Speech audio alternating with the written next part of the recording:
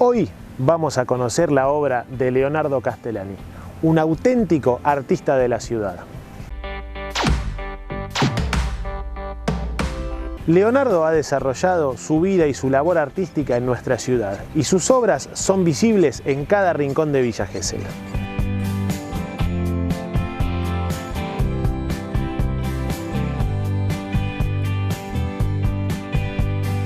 Y de chico mi padre, mis dos padres son arquitectos y mi papá pintaba desde que era chico él, qué sé yo, y pinta muy bien y dibuja, y él nos empezó a enseñar a mi hermano y a mí, y a partir de que surgió un taller en la Casa de la Cultura de escultura, empezamos a ir, también íbamos a un taller de pintura, y eso habrá sido a los 9 años, por ahí.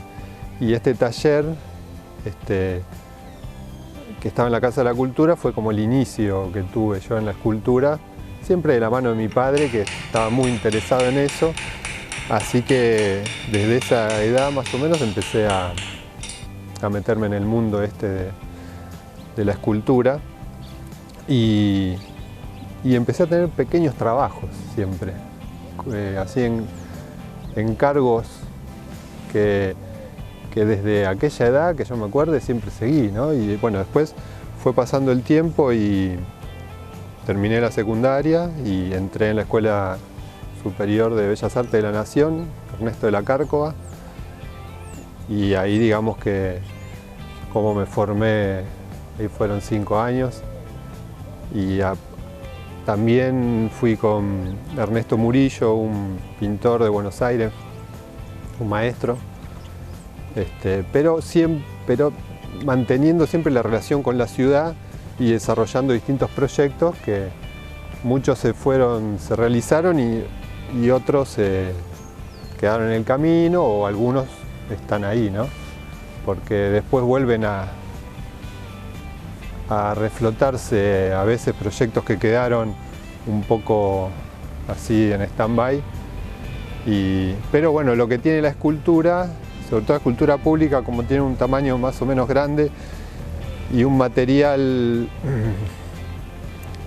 que es medio resistente, son cosas que llevan tiempo. Entonces van apareciendo, ¿no? de a poco, digamos, no es que se pueden hacer en un año 10 esculturas.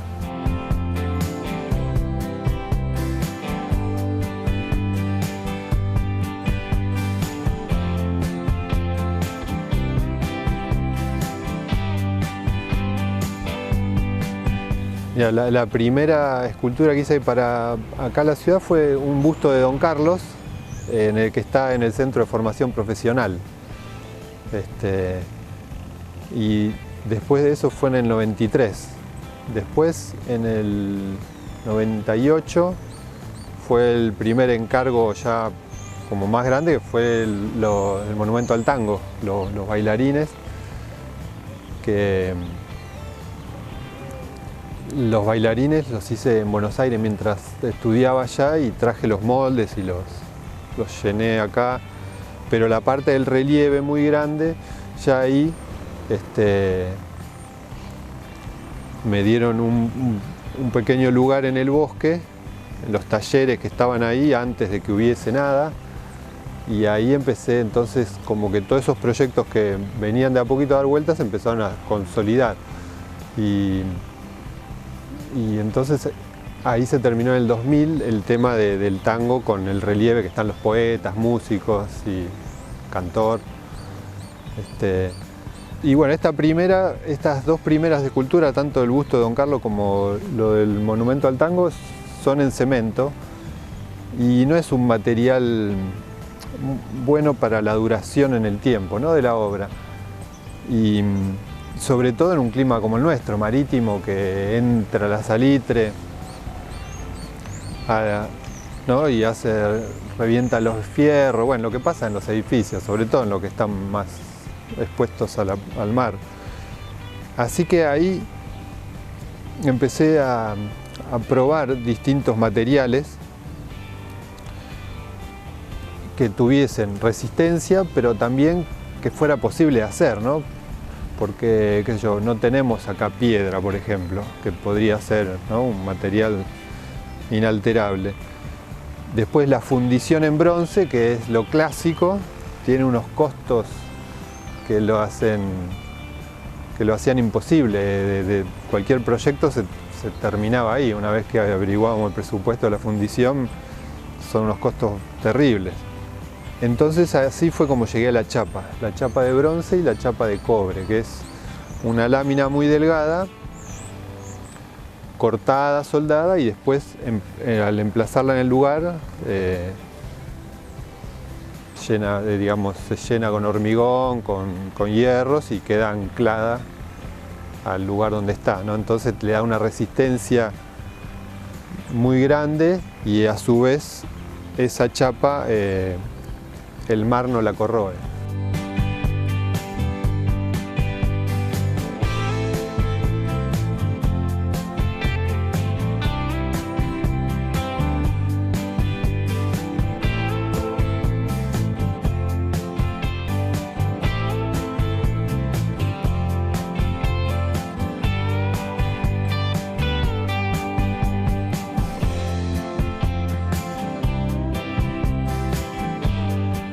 La obra de Leonardo es un arte que está integrado a la ciudad. Uno de los mejores ejemplos es la escultura del Che Guevara, ubicada en 107 y Playa, el lugar donde, cuenta la leyenda, un muy joven Ernesto Guevara vio por primera vez el mar.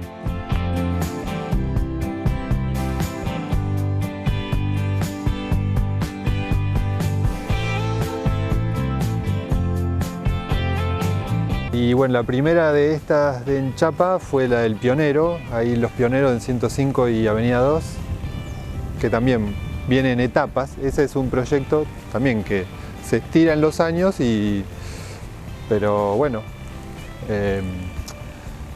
primero apareció el Pionero, después la Pionera, después el Pionerito con el perro, y falta todavía un adolescente, sería la idea, que vuelve de pescar, como para completar, digamos, esa imagen de los inicios de la ciudad.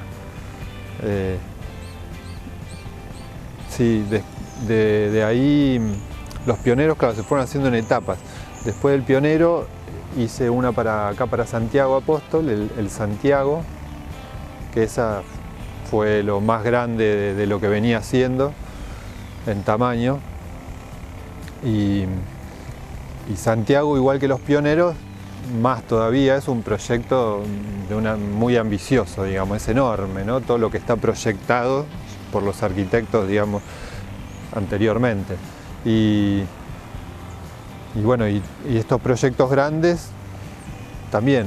Hay años que hay mucho entusiasmo, o qué sé yo, aparece gente interesada, se realiza una escultura, pero después por ahí hay años que queda todo quieto, pero surge por ahí entonces otra cosa, porque lo interesante para mí de esto de la obra de arte pública es que surge de la ciudad realmente.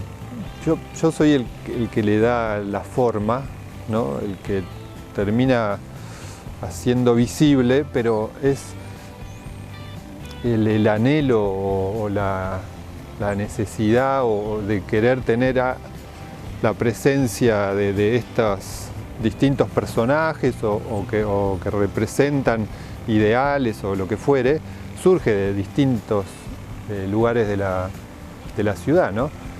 Y como son distintos, a veces pueden ser contradictorias las representaciones, porque uno representa algo que es muy querido o que representa a ciertas personas, y otros quieren representar algo que representa lo contrario, tal vez, ¿no? Pero me parece que es saludable que se vea las cosas que tienen que ver con los que vivimos en el lugar, ¿no? Es saludable, y que sea contradictorio también es saludable, porque es la realidad. O sea que está ligado. Yo lo veo siempre no tanto como una obra decorativa, sino que está representando un significado concreto. Y entonces ahí es donde investigo, digamos, para llegar a una forma que de algún modo exprese ese sentir. La Tita Merelo surge con la idea desde el municipio de hacer puntos atractivos, ¿no? de referencias en la ciudad. Entonces, desde la Secretaría de Cultura, que estaba Mabel Llompar en aquella época, y entonces era la idea de buscar personajes que hayan tenido que ver con la ciudad, y entonces de ponerlo como referencia en distintos lugares de la ciudad, tratando de que no sea en el centro, para no juntar siempre todo ahí. Me parece que esa fue la idea. Entonces, el primer personaje fue Tita Merelo, que tenía una casa ahí cerca de donde está emplazada, ¿no? A 2 cuadras de donde está emplazada ahora, ahí en la Buenos Aires y 303, me parece. Y bueno, Tita Merelo, cuando tuve que hacerla, investigando un poco, las personas que vivían por el barrio la conocían. Era un personaje, se ve, bravísima, pero muy particular, digamos, que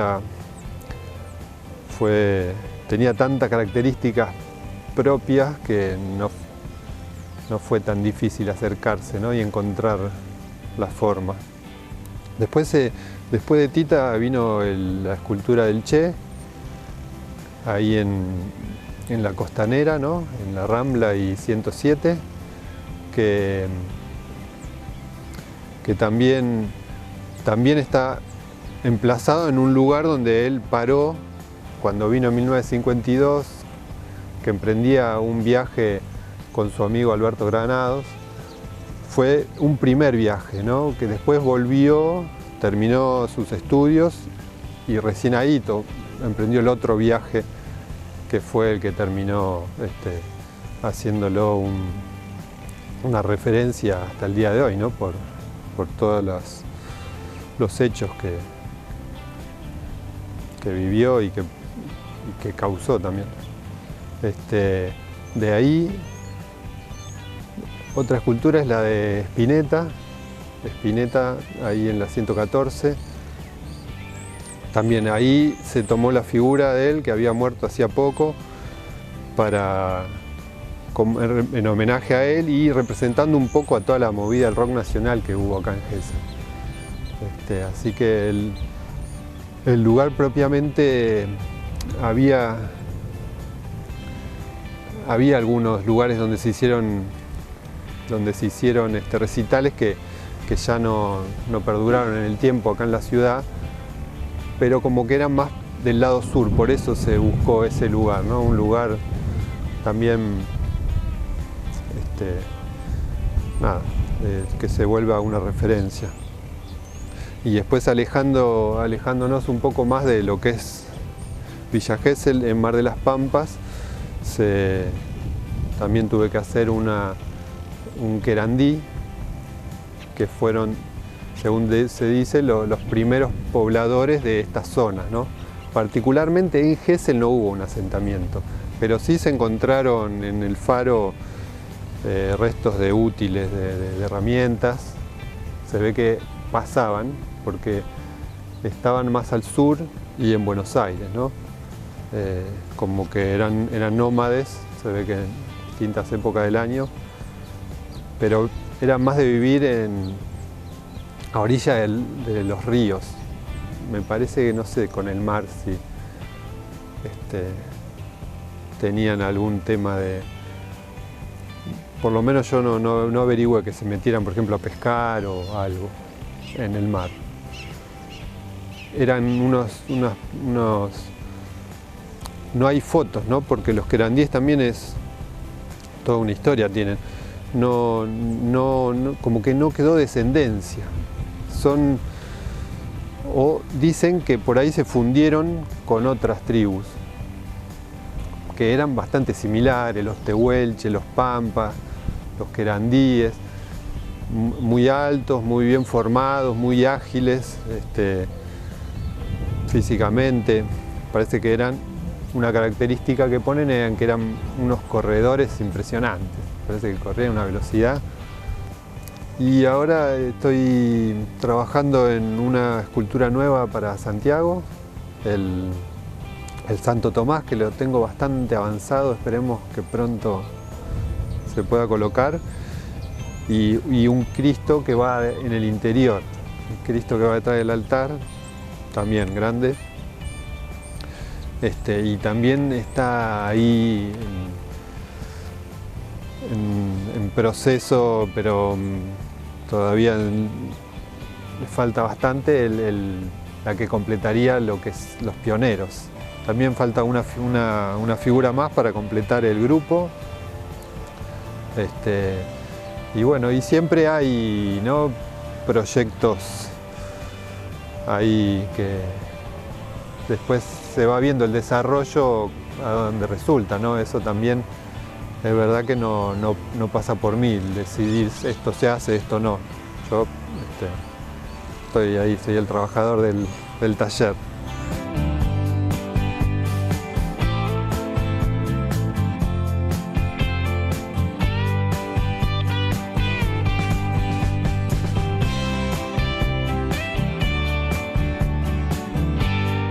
La obra de este artista está en pleno desarrollo y seguramente siga por muchos años más buscando formas de embellecer nuestra ciudad.